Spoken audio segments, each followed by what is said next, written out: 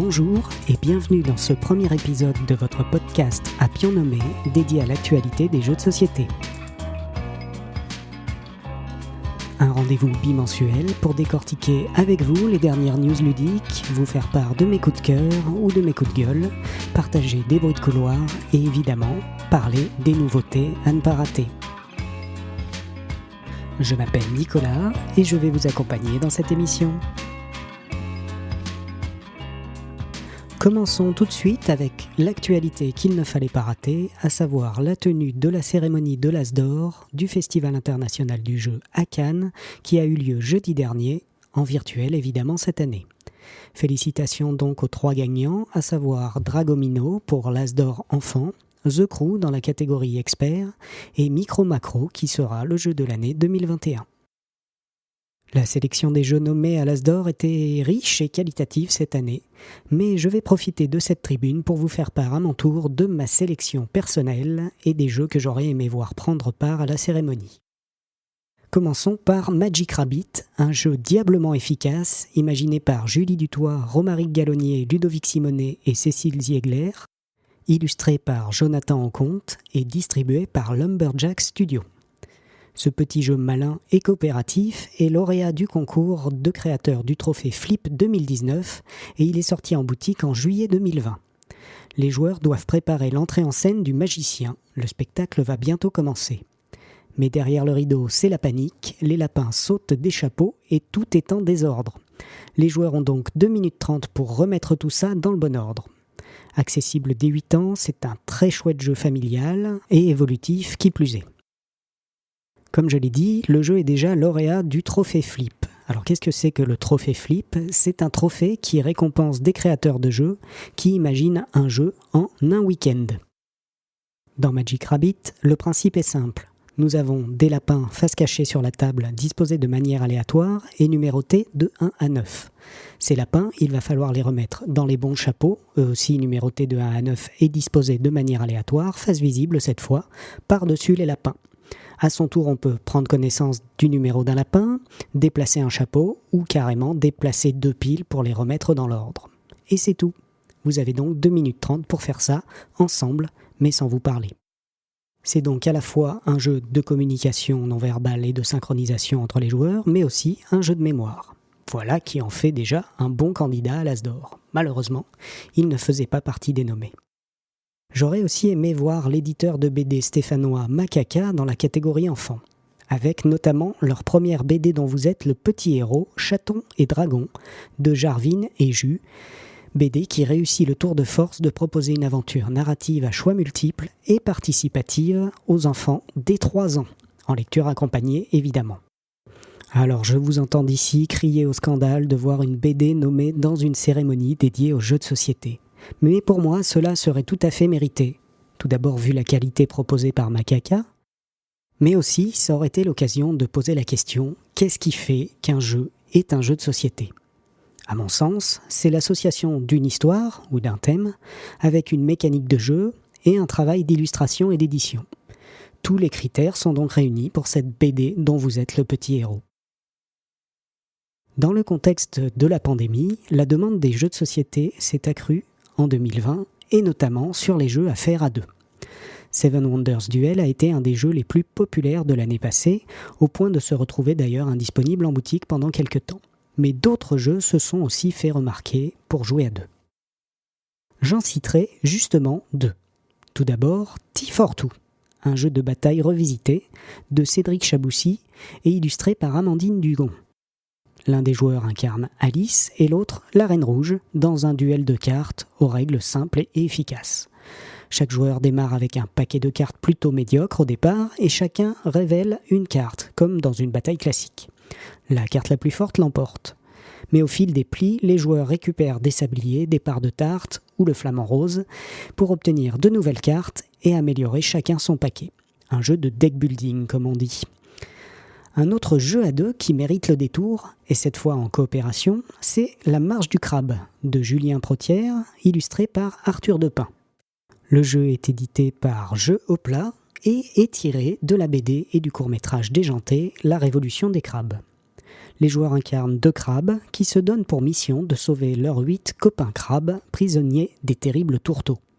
Il faudra se déplacer habilement pour éviter les pièges et se synchroniser alors qu'un des joueurs ne pourra se déplacer qu'à l'horizontale pendant que l'autre ne pourra le faire qu'à la verticale.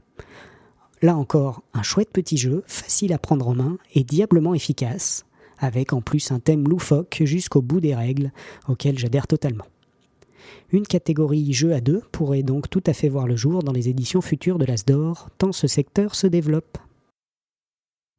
Passons maintenant aux actualités du milieu ludique. En 2019, le groupe d'édition Hachette s'invite dans le jeu de société avec le rachat de Gigamic en janvier, puis BlackRock, l'un des plus gros distributeurs de jeux de société en France, un peu plus tard dans l'année.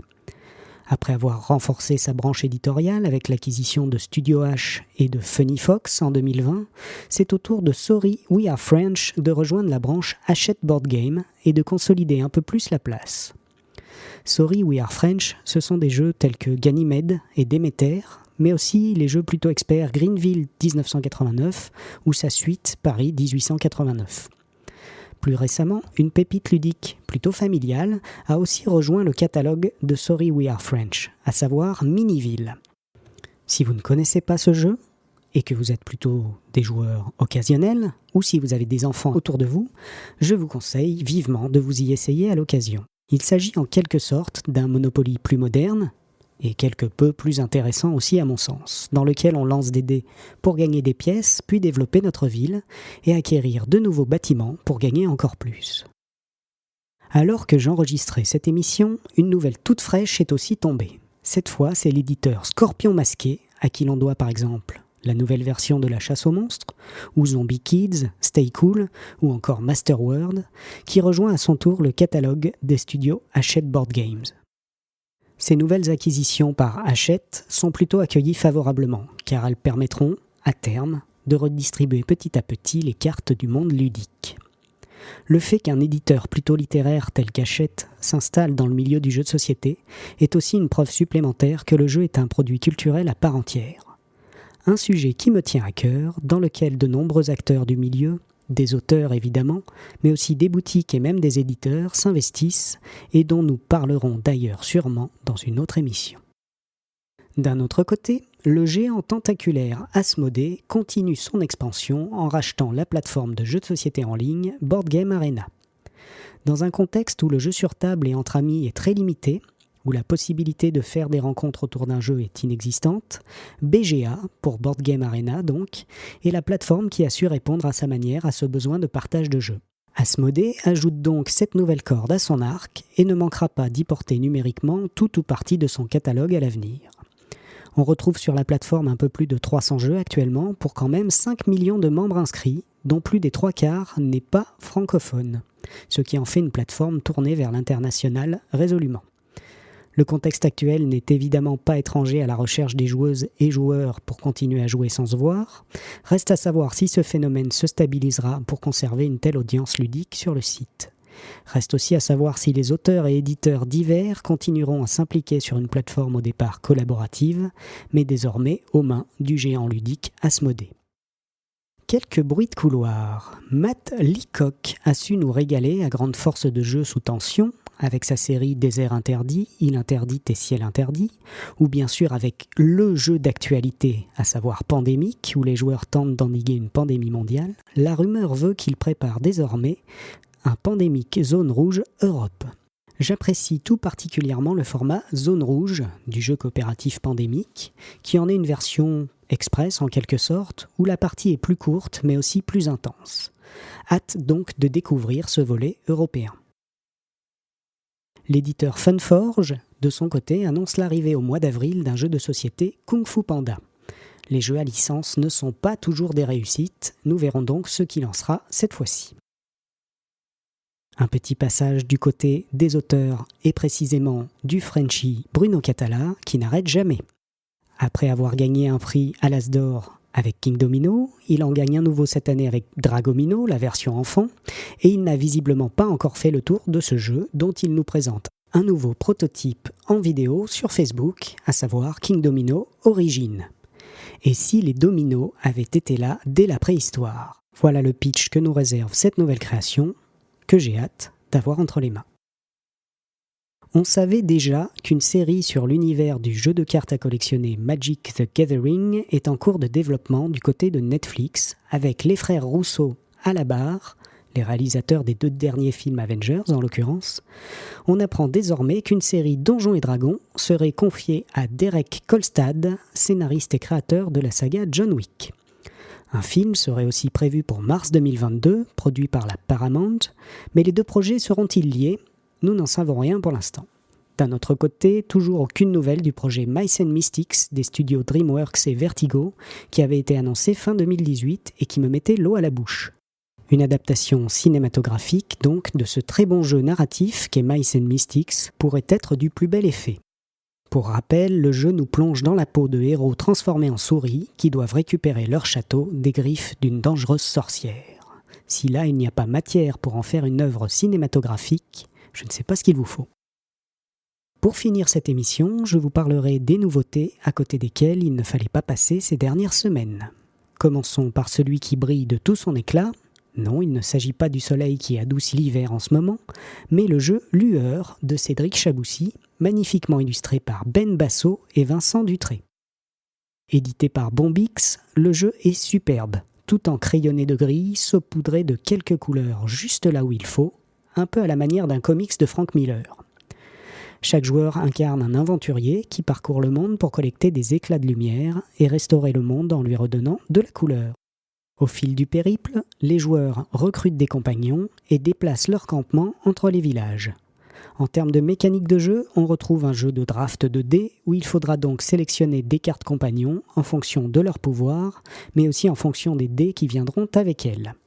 Le jeu se déroule en 8 manches représentant des journées de voyage, au cours desquelles les joueurs pourront accumuler des dés pour déclencher des pouvoirs, ou à l'inverse, essayer d'en avoir le moins possible pour ne pas subir des conséquences fâcheuses.